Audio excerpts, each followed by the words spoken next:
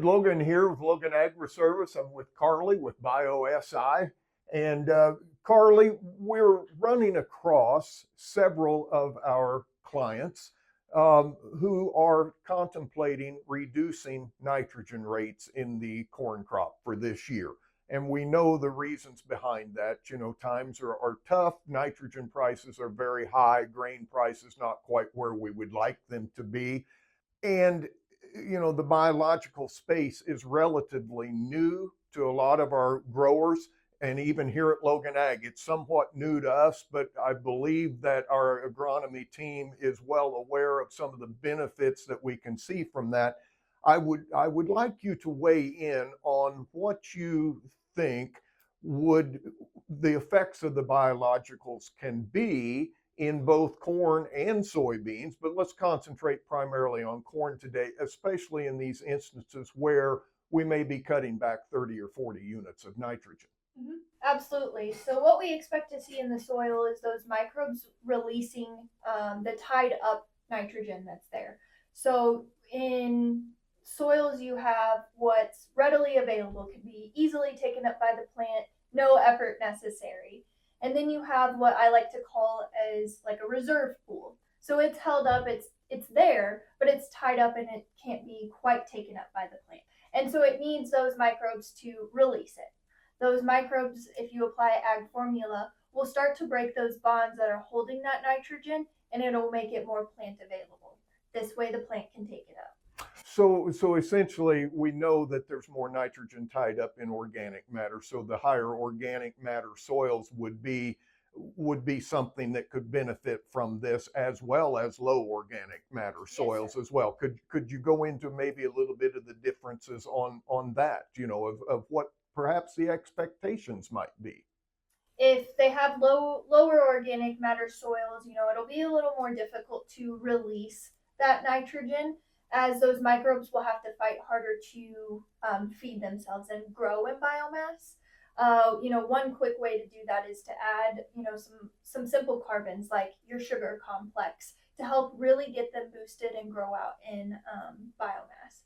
On the flip side of that, if they have, you know, more organic carbon, or they have a higher organic matter, it'll be easier for those microbes to quickly grow in biomass and feed themselves from the beginning and release those nutrients. Okay, so Carly, you've mentioned a couple of times here in our conversation, you've talked about the nutrient availability in the reserve.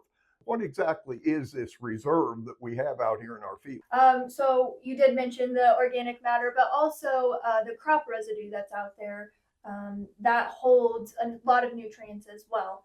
And aside from that, it's just in the soil. It's in those, trapped in those aggregates of the soil. So there's many different avenues that this reserve can be in.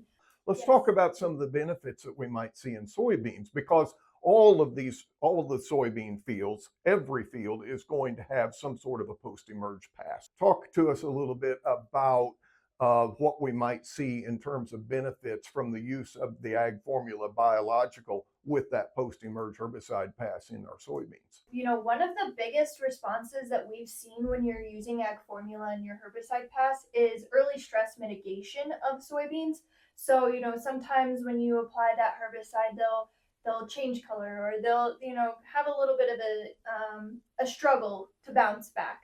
We've noticed when applying ag formula, you don't have that as much.